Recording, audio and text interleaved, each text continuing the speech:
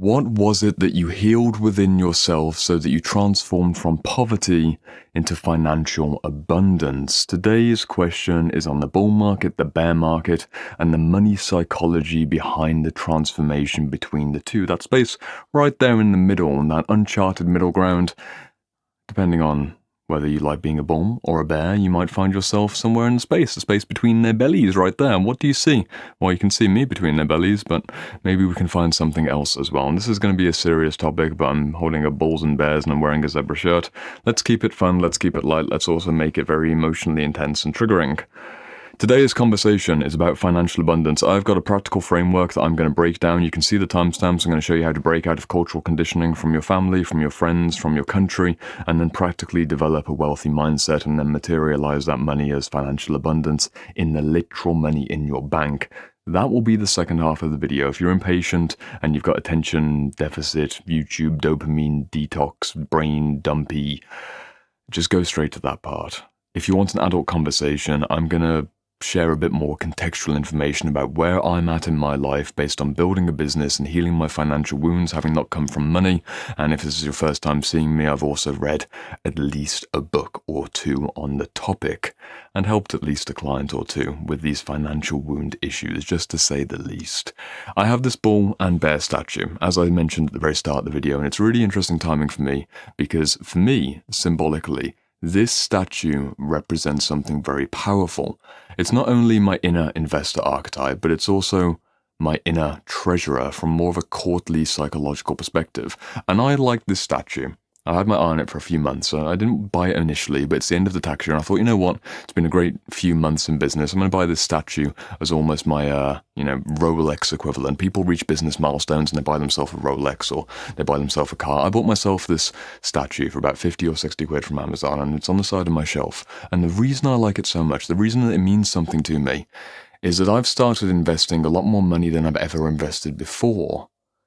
And the timing of things, with the market being down today for the worst day in the market apparently in almost 5 years, it's ironic because my unrealized gains have gone down by thousands over the last few days, and yet I haven't felt really any sadness or stress or anxiety because this statue holds my emotions. For me, this statue, sitting on the side of my library shelf, symbolizes that the bull and the bear will always be fighting, and I need not get involved. Imagine I literally walked through the forest and I saw this bull and bear in this exact posture. I am not going to get involved. I don't care who wins either. I mean, ideally I want the bull to win in regards to the market going up and I make money and blah-de-blah, but if I was literally observing a natural phenomenon, it's none of my business. And for my investing strategy, where there's a fixed amount that goes in every month and you just put it into global index funds or S&P 500 or something very simple, very normal index fund style strategies, that is fine for me.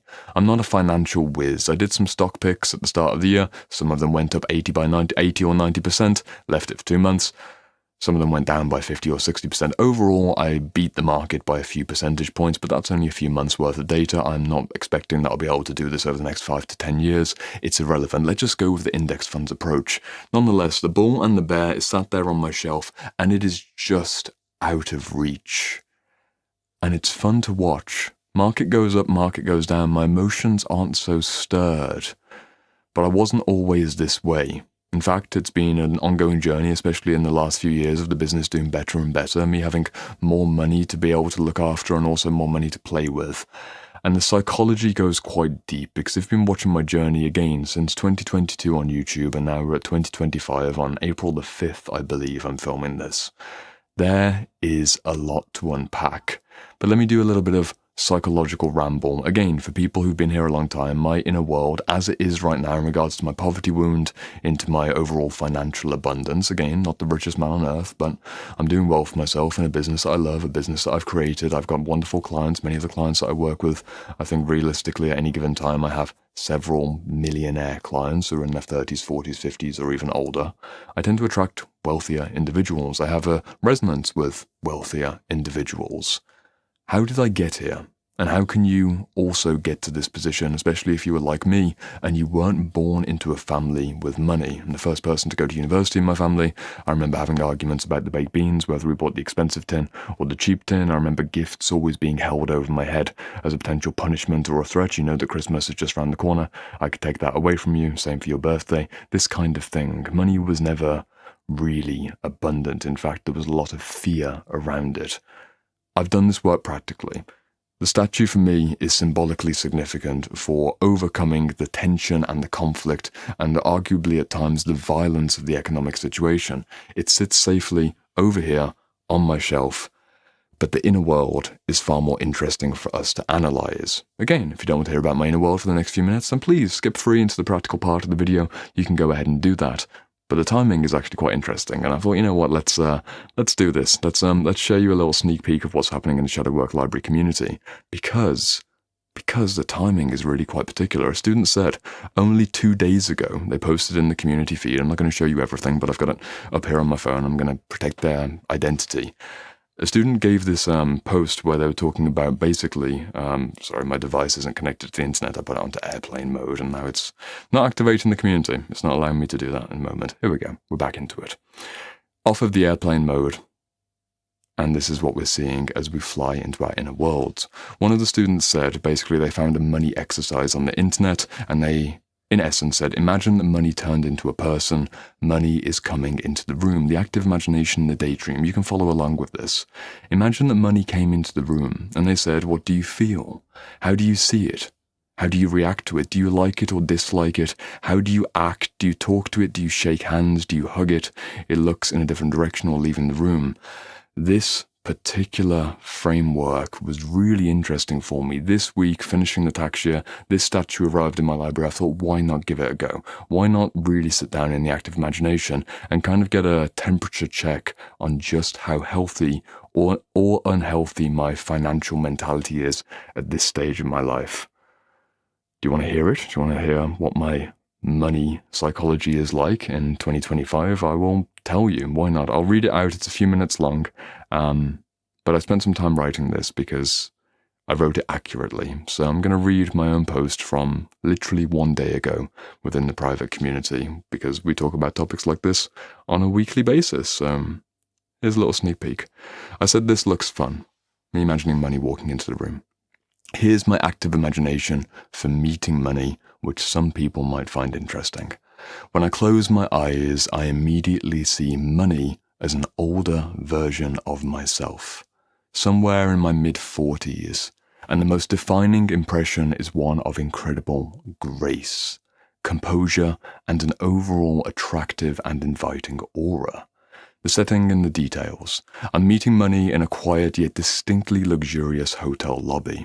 It's a dimly lit atmosphere with infrequent sunbeams that dance across the wooden floors. Money is standing when I see him. He's partially leaning over a tall table and sending a message on his phone. Visually, he's wearing unbranded, high-quality materials from head to toe, with no visible jewelry or flashy accessories.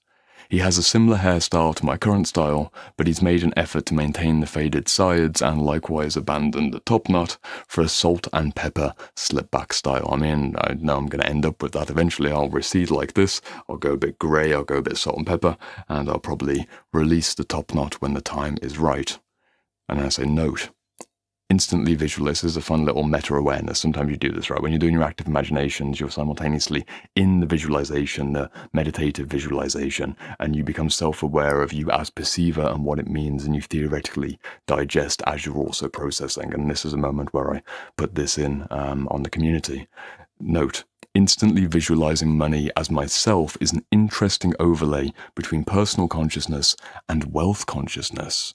Perhaps too close, but this is the first impression I received. It's important to be honest about your inner world, even if, technically there's some things for me to pay attention to. Why is that overlay there? Why is personal consciousness and wealth consciousness so closely interwoven? Of course, for the last 3 months, I've done a lot of business things. I've been in business consciousness.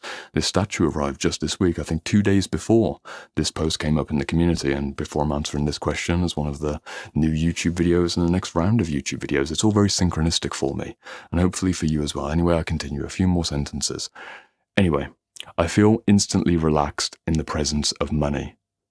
Accepted. Understood. Safe.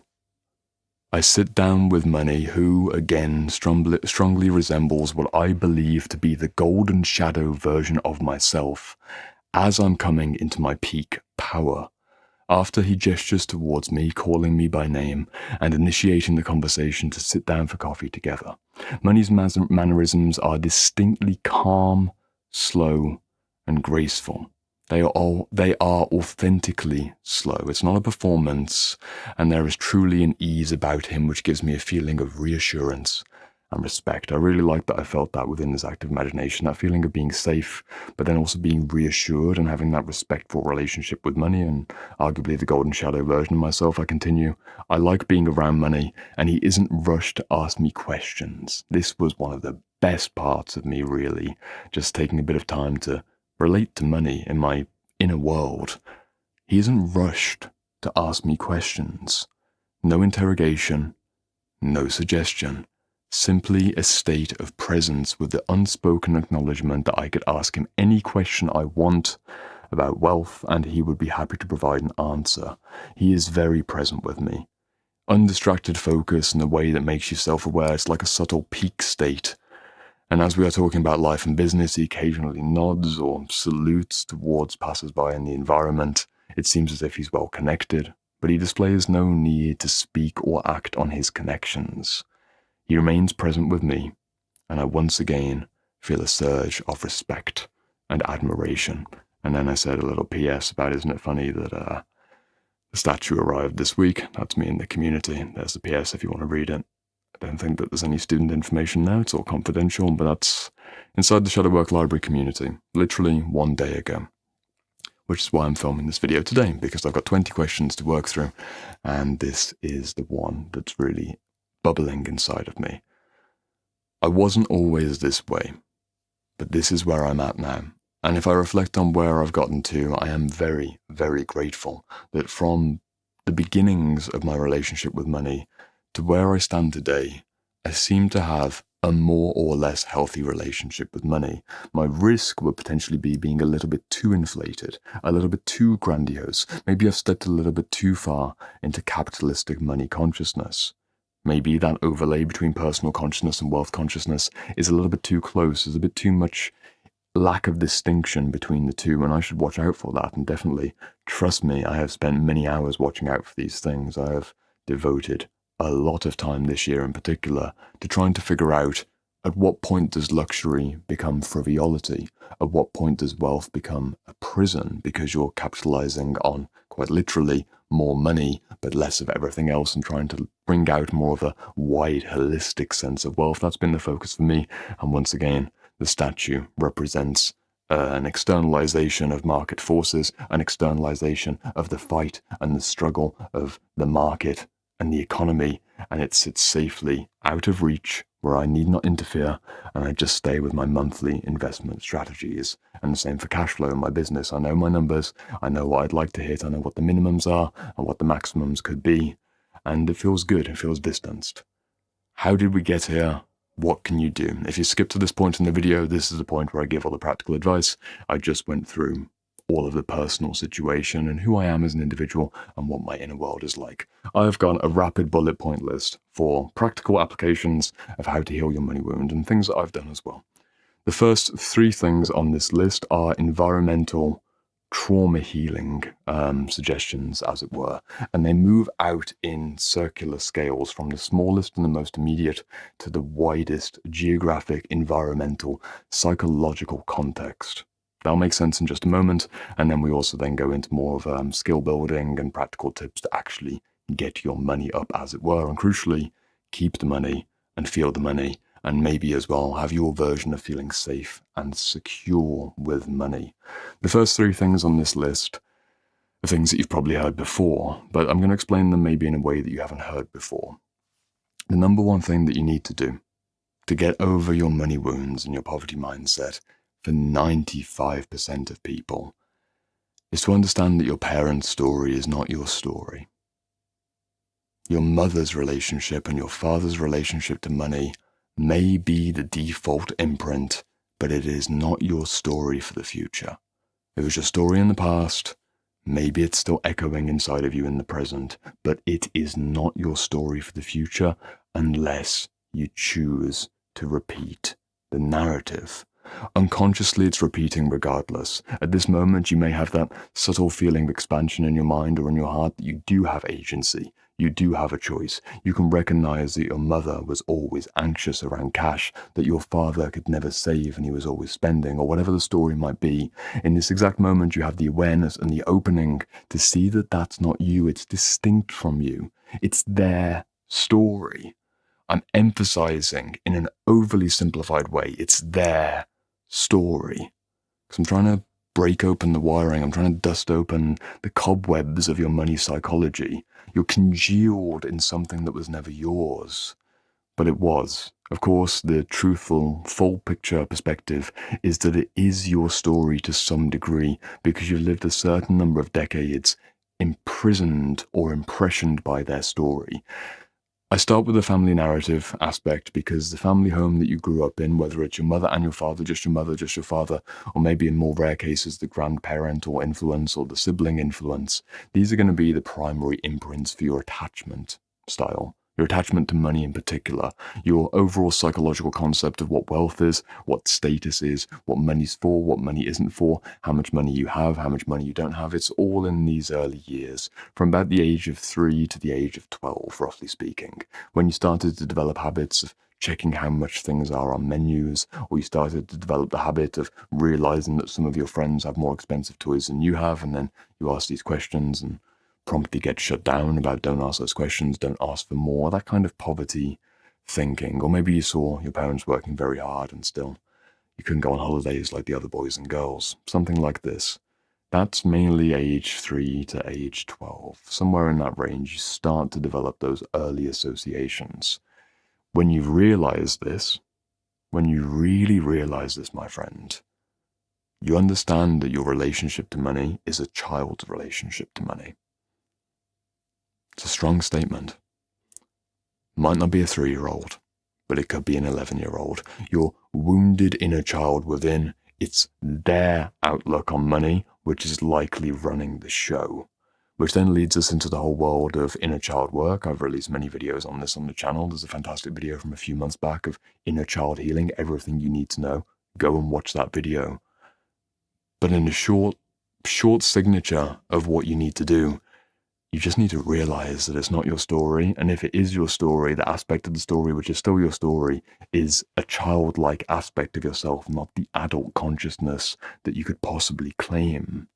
But where does this continue? There's 3 layers, actually. I'm starting on the most superficial level, which is the parental narrative. The second level expands the circle a little bit more. It's not just the family home, but I'd ask you the question, what street do you live on?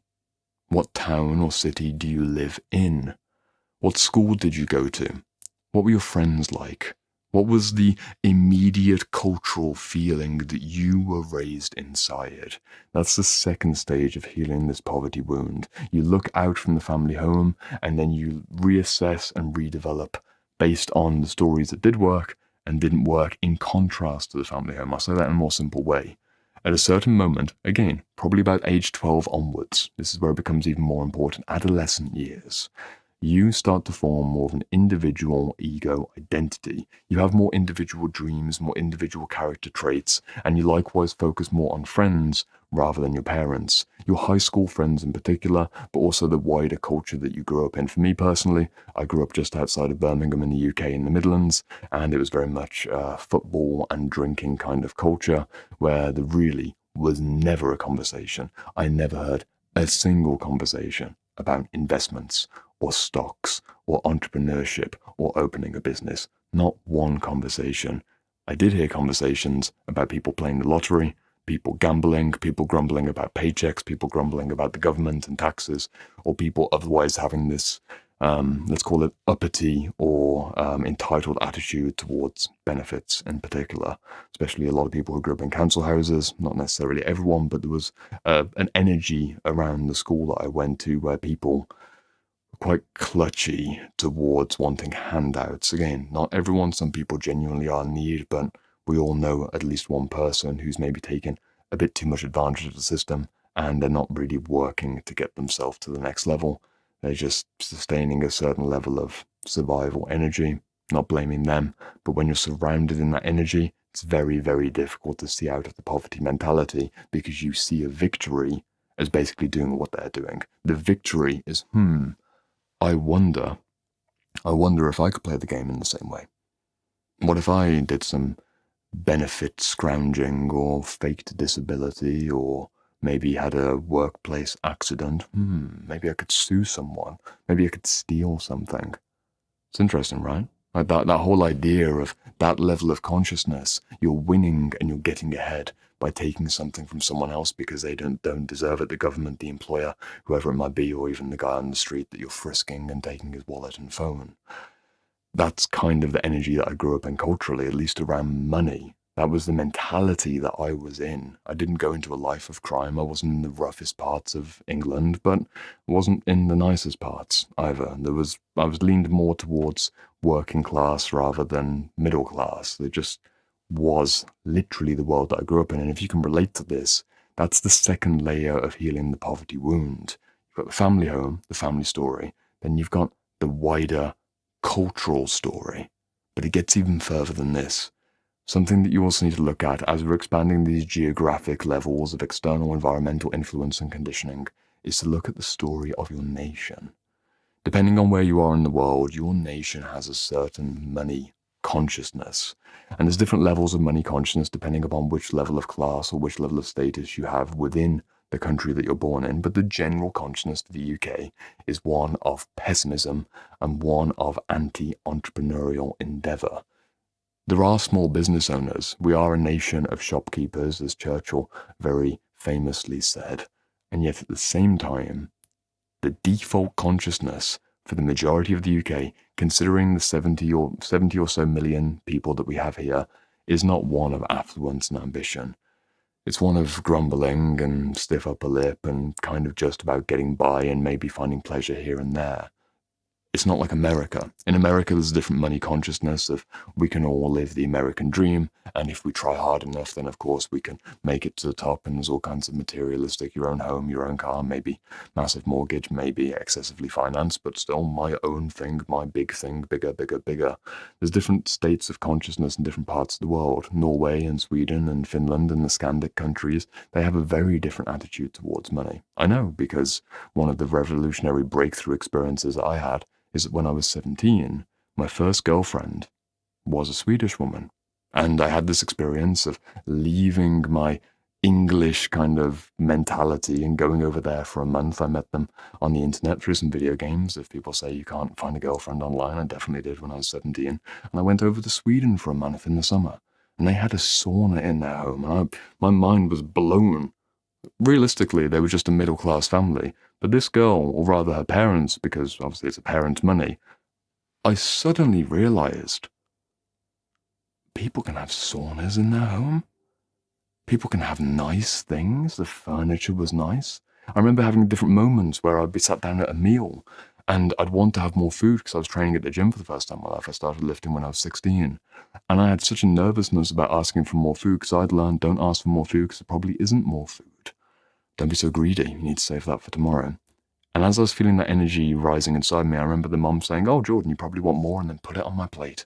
And it was good quality fish. I was like, wow, this fish is expensive. And on one year, the next 6 months later or something like this, it was a summer and a Christmas experience. I remember going to a Christmas kind of, party, not Christmas party, Christmas gathering, Christmas Eve in Sweden. And the family member was even richer, like an estate, like private lake. I don't know, what was the car? Maserati. Because the guy said, like, "Oh, Jordan, you want to drive the Maserati?" I don't drive. And I said, "No. Tough for you." Tough for you. What a shame. Tough for you. I didn't drive the Maserati. I still never driven a Maserati, but the offer was there and it just blew my mind. Just simply removing myself from the default conditioning that I'd grown up in that year or so that I was going to and from Sweden and seeing some different cultural narratives within a different family, but also then a different environment, but then also a different culture. All three of these layers really imprinted on my psyche. Just understand that they're always working upon you. You always have a family narrative, you always have a social narrative, especially your friends and what your friends think about money, especially if some of the friends maybe are a bit jealous or a bit envious or a bit aggressive and, nobody gets to rise out of this crab bucket, will pull you back down. They're not the friends to keep if you're serious about building some abundance. But then the country's story, or at least the level of consciousness that you're plugged into within your country. Within the UK, as I've gotten wealthier, I've realised that we have very generous things in regards to pensions and personal savings plans compared to other European countries. There are all kinds of things within the tax laws, all kinds of things that are available for people who are there to make money, and they look into the rules. But you don't see that when you're at the lower levels, the undeveloped levels of money consciousness. It starts to appear as you perceive. And that leads us to the next half of this second half of the video, how to practically build up your financial abundance. I wrote down on my phone, you need to have total immersion in affluent energy. Money is a learnable skill, and business is energy. Brackets books, brackets videos. Total immersion in money consciousness. If stage one of healing the poverty wound is realizing I have a poverty wound, and it's from mommy and daddy, it's from my friends and my teachers, and it's even from the wider cultural feeling of the class of society that I'm born into in the particular country that I'm born into. That's stage one. It's the awareness that you have the wound. In bandaging the wound, you need to be around professionals who are good at bandaging that wound. And that means people who enjoy money, people who are making money, people who are talking about money. I started right away. It was fun for me to look back. When I was at university, my first job that I had, my first proper job, was a student accommodation cleaner. I was literally scrubbing toilets and pulling out students' hairs and all kinds of, condom packets and things like this. It was a disgusting job at times, all kinds of stains in the toilet. And I have a very fond memory back in the day of listening to podcasts for the first time. And I was listening to entrepreneurial podcasts, classic self-development podcasts. This was before I got into the healing psychology, just the basic self-development. And I remember scrubbing these toilets in the middle of the summer, really scrubbing away. And on the podcast, like, oh, I'm going to make £1 million. I'm going to do it. I was exposing myself to the millionaire mindset, as it were, many, many, many, many years before I'd actually materialized all of that energy into something which is a valuable, profitable business model based on my skills, my temperament, what works for me, and what also gives value to you. I started that process when I was 18, I believe. Eventually, you've saturated yourself in terms of the actual knowledge. You don't need me to give you guidance on how to find YouTube videos, on how to get your money up and wealth mindset, abundance mindset, how to be affluent and manifest wealth. You've seen these videos before. Read the books, watch the videos, listen to the podcasts. Develop healthy parasocial relationships with wealthy men and wealthy women who have aspirational energy about them. Allow your golden shadow projections, your highest self projections, to temporarily land upon them, and then you withdraw it eventually in right proportion to yourself. It depends upon your career path. If you're like me and you're entrepreneurial, or you're interested in doing teaching online and things like this, maybe aspects of what I share with you, if you're not yet where I am in terms of business, that I become some kind of golden shadow. Oh, it is possible. It's literally possible. Like, just the idea that it's possible to do something like what I do and be able to make money. The first time that you see that is game-changing. If someone can do it, if one man can do it, another man can do it, or even a woman. It doesn't really matter. One of my mentors, fantastic businesswoman, worked with her for many months. She taught me how to do a lot of the behind the scenes in making my business. I love learning from female entrepreneurs. Doesn't matter, just in case anyone thinks in the comment section that I'm being gendered or something like this. Ridiculous. Money flows to someone who wants money to flow into them. The challenge is that reading the books and being totally immersed in money consciousness will not heal the poverty wound until it is literalized. To say it simply, there needs to be a certain amount of money coming in every month. There needs to be a certain amount of cash in the business. There needs to be a certain amount of debt that you've paid off until you have actually become wealthy. Or at the very least, you're out of debt. At the very least, you're starting to become profitable. No amount of money magic and money manifestation is going to shortcut that final stage of the journey. And that's the difficult truth, because the difficult truth is that it takes many years to be able to get your money up. And if you're in a more conventional career path, you need to learn the skills of negotiation and salary increases, and eventually you will reach a number that works for you. For some people, that's maybe reaching a couple grand per month, maybe getting 5 figures a month. For others, they want to get to 6 figures per month. That's on you. You get to decide. But if you have your heart set upon something that's authentically a proper number that makes logical and emotional sense, for example, a number that I'd be able to earn per month to be able to pay all of my bills, save a certain amount into a savings account, save a certain amount into an investment account, and then put a certain amount away into a luxury fund, a fun money fund, and you've got 3 different investment vehicles or something like this, and you've paid for all your things, that may be a certain number for you each month. Once you've found that, you have to actually make that. There's no shortcutting that process. You won't feel, I'll say it this way, I'll make it more direct. My experience working with people, and my experience with myself directly as well, is that there is a literal number in people's bank where when they hit it, if they were raised in poverty, or if they were raised in a financially challenged situation with financial stories which weren't so healthy. I wouldn't say that I was raised in poverty, but closer towards that end of the spectrum rather than the wealthy end of the spectrum, somewhere maybe in this middle range. Money was always an issue. There's a literal amount of money in the bank that you need to have there before then you actually exhale. People can get neurotic and they can, they hit the 100,000, the 500,000, the 1 million, and they need to keep going and going and going. And yes, keep earning more money, but I want you to still have the I'm safe. I feel understood. I have this feeling of respect around money. I have this feeling of faith in money. I have this feeling of composure and grace around money and my earning potential because it's literally in the bank. And I look after it. I know how to work with money. These are skills which can be learned. This is a mentality which can be earned, but there is a literal amount of money that needs to be in the bank before you will feel like you have money, because you can't fool yourself. If there's a low figure in the bank, don't delude yourself into thinking that you're worthy of a significantly higher figure. Just go an extra 10 to 20% more. Some practical tips that I found in my business, even in terms of earning potential, is that roughly every 5 to 6 clients in the first few years of my business, I would raise my prices by at least 10%, no matter how I felt. I just raise it by 10%. Thought, you know what? I need to see where this goes. I see other businesses and other coaches and teachers charging certain amounts. When I started working with people, I was charging probably something like $25 an hour, $25 or $30 an hour equivalent. So naturally, 10%, 10%, 10%, 10%. If you're interested in how my business works now, you can see the pinned comment.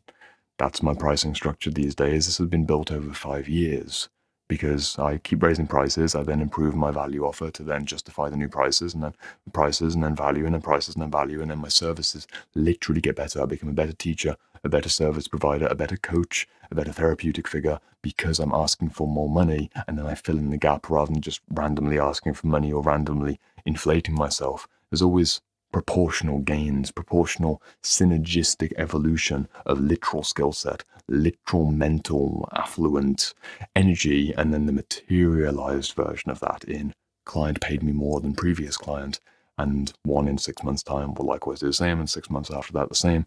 Recently I increased the prices in the Shadow Work Library by 25% because I'm offering far more than 25% extra calls. I'm offering 60 more seminars in the Shadow Work Library than I initially thought just 3 months ago. I thought, you know what, I should probably increase the price again because I've now upped the value, so price goes up, and you get the idea. You get the idea. Any final top tips for the video? I have one final point right at the end here. You've given me your time and attention. I've shown you enough times the bull and the bear, but I'll show you one more time just to really let the image land in your head. Let them fight between themselves. Don't hold it all that close to you. Let it be an arm's distance. I'll hold it out here. Obviously can't do the space and levels. For me, I'm not looking at this every day in great detail, but it will catch my eye. And especially in this week where the market is down, and I've theoretically, in terms of my unrealized gains, lost thousands of pounds. Does it really matter? Yes, but also I see the much, much, much bigger picture of the next decades ahead and where I'm going with my money story. My active imagination I shared at the start of this video, meeting money as this refined, older, peak power version of myself in my mid-40s, he's there inside of me. And I maintain a dialogue with that version of me. I didn't know it was specifically this visual version of me, but I've maintained a dialogue like this more or less for, I don't know, at least the last 5 years of doing this business. He informs me, my future wealthy self informs me, and that gracious, it doesn't matter kind of energy. I mean, let's look back, like looking at, I don't know, to be in your peak power, your peak earning, your 40s, your 50s, your 60s, whatever it might be, depending on your profession, and to look back at any particular market crash or a period of low earning or a period where there's a sudden expense which is stressing you out right now, he'd smile and say, yeah, I remember what that was like. That was tough. If you think losing a couple thousand now, wait until the portfolio is bigger and suddenly you've lost hundreds of thousands overnight. You can look forwards to that one, little Jordan. You can look forwards to that one. And it's said in not a patronizing sense. It's said in like a wise old man kind of sense, because it's literally true. If I can't endure a couple grand, I don't know, I haven't even looked, maybe 5 figures. Maybe 5 figures of money gone down just because market forces. And I really meant for the game where I can see 6 figures go down or 7 figures go down. Maybe not 7 figures, maybe, I don't know. Need to have a lot of money in the investment account. Time will tell. There's a smile on my face. Inner wealthy Jordan is smiling, and present wealthy-ish, but still learning his lessons, Jordan is smiling. The final point on my list, number 7, is to keep repeating all of the above. It's a dialogue and it's an exchange. The poverty wound as a final crescendo moment for this video. Don't tune out just yet. The poverty wound was a repeated wound. It was repeatedly reinforced with this moment from your mom, this moment from your dad, these throwaway comments from your friends and teachers, the things that you were seeing all around in the culture, the things that you were watching on the TV. There was repeated wounding and impressions, even if not a stabbing energy. There was an impression, like when you grab onto your skin like this. You grab onto the skin, and then for a second, there's an impression right there. Impressions take time to return back to a state where you're no longer impressed. You're no longer penetrated by the narratives of the past. At the same time, the penetration of your own narrative, your own hypnotic self-suggestion, as it were, takes time to just really land and to really become part of you. And yet, you need to keep the pressure on just a little bit. Even though I now have a new, more detached relationship to money, I've got certain moments quite literally marked on my calendar. I can see it over here. On the 30th of this month, I've put the word pensions in there. Because at the end of each month, I will have one investment moment where I'll just move all the monies into pensions on my ISA, or check on how the business accounts are doing, and I get to teach, I get to create, I get to be a man who's not controlled by money, but I'm still paying attention to where my money's going. It's just something that I do on a schedule, something that I do on a routine, and something which is predictable and once again detached. You can practice these principles. I realized in January that I was looking at my trading account way too much, so I said to my best friend, I need to stop doing this. So I removed the app from my phone, and for 2 months, until the end of the tax year a few weeks ago, I did not even check how any of my portfolio was doing. I just left it. And interestingly, I also stopped checking the news at the exact same time. Fascinating for me to reflect on that. I haven't been on BBC News in 2 months, 2.5 months maybe, about 2 months, because I was checking it mainly to see about the financial possibilities of whoever's in charge and what's going on in the markets. Boundaries, distance, let the energy become you, but also keep repeating the above, keep reading the books, keep building the business, keep maturing your money mentality, and also, please, as a final reminder, you can't outthink an impoverished bank account. There needs to be cash flow for your inner child to literally feel like there's enough money. Again, the wounds go deep, but at a base level, there's a certain objective amount that you need to survive, a certain objective amount that you need to be able to put extra into savings, and then again, a certain objective amount to have an aspirational luxury fund where you practice the art of giving to yourself. It's a final throwaway point, but each month I have a trivial amount of money, a couple £100, that I try and spend on things. Quite literally, I spend on something like this. There's 50 or 60 quid for a nice statue that fits wonderfully on my shelf. It's trivial, It's from my frivolous luxury fund, some extra fun money for myself, because the wound could potentially become hoarding and stockpiling if you don't find a way to likewise use money for its intended purposes.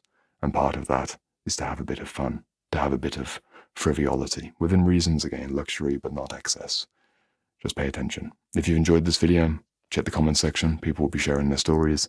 And if you like me talking about these kinds of money wounds and also sharing the Shadow Work Library community moment, this is your reminder that we're talking about questions like this every single week. I'm doing these videos trying to answer at least 2 questions per week now on YouTube. If you want your question to be not just a YouTube video, maybe in a few months' time, but something that we look at this Sunday for half an hour or 40 minutes with me and other community members, you can see the link in the description. Join us in the Shadow Work Library course and community. You will not regret your time there for the rest of this year. I'll see you on the inside.